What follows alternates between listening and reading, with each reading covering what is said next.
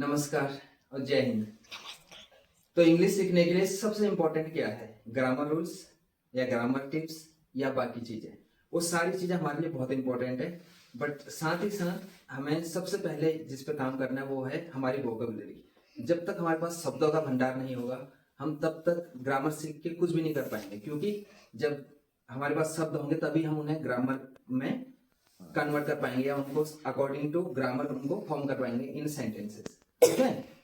तो vocabulary building के लिए आज हम बात करेंगे अल्फाबेट ए की। तो ए से स्टार्ट होने वाले बहुत सारे वर्ड हैं, बट आज हम बात करेंगे ए stands for alpha generation. Alpha generation means alpha पीढ़ी। जो आप बच्चे लोग हो या बच्चे लोग जो 2010 और 2025 के बीच में जन्म जिन्होंने लिया, ठीक है, उन्हें बोलते हैं अल्फा जनरेशन। तो A for alpha generation. Alpha generation बोला जाता है अल्फा पीढ़ी को। ये वर्ड नहीं, ये एक नाउन फ्रेज है। ठीक है। तो नाउन फ्रेज को हम बाद में डिटेल में समझेंगे, बट अभी थोड़ा सा रिकॉर्ड के लिए आप याद कीजिएगा कि ये एक नाउन फ्रेज है। ठीक है। तो alpha generation refers to people born between 2010 and 25, known for being tech savvy, diverse, and globally connected, growing up with smartphones and social media. They are shaping up to be curious and innovative. ठीक है। तो इसका Hindi translation देखते हैं। Alpha पीढ़ी 2010 और 2025 के बीच पैदा हुए लोगों को कहते हैं, जो टेक से भी विविध और वैश्विक स्तर पर जुड़े हुए। वैश्विक स्तर का मतलब यहाँ पे कोई बिजनेस से रिलेटेड नहीं है, मतलब कि जो पूरी दुनिया से जुड़े हुए हैं। स्मार्टफोन और सोशल मीडिया के साथ बड़े हो रहे ये बच्चे जिज्ञासु और नवाचारी हैं। ठीक है। तो जिज्ञासु और नवाचारी जो वर्ड हैं, तो इनका इंग्लिश में मीनिंग होता है curious and innovative. Curious means जिज्ञासु और इनोवेटिव मीन्स नवाचारी, मतलब नए नए आइडियाज लेके आने वाले लोग हैं। ठीक है। और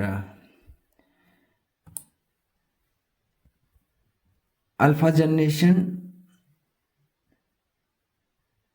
जेनजी के बाद की जनरेशन को बोला जाता है। ठीक है। जो लोग 1997 से 2009 के बीच में जन्मे उन्हें जेनजी कहा जाता है। उनसे पहले मिलीनियल्स, और उनका जो बॉर्न टाइमिंग है वो 1981 टू 1996, और उससे पहले की जनरेशन को बोला जाता था जेन एक्स। ठीक है।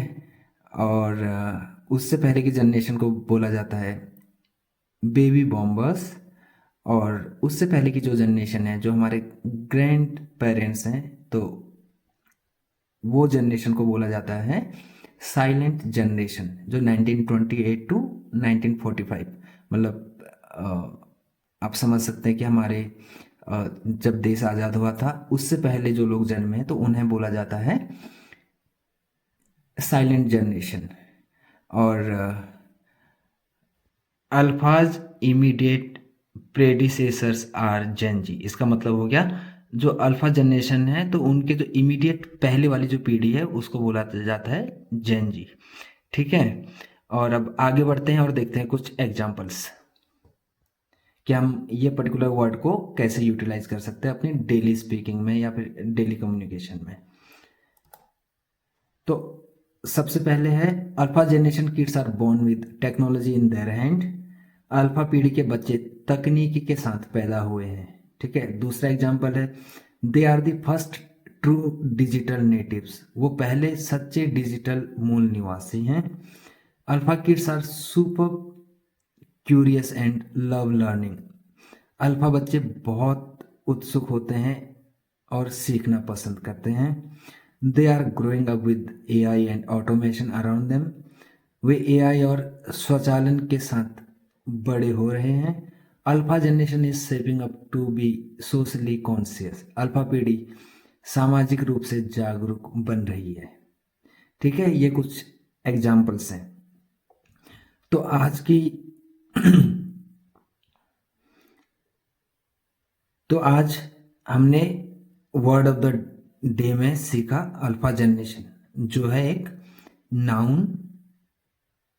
ठीक है, नाउन फ्रेज है और हमने उसको समझा कि अल्फा जनरेशन किसे कहते हैं, अल्फा जनरेशन के पहले कौन सी जनरेशन थी और उससे पर्टिकुलर वर्ड से रिलेटेड कुछ एग्जांपल्स। ठीक है, कल फिर कुछ नई लर्निंग के साथ कुछ नए शब्दों को सीखेंगे।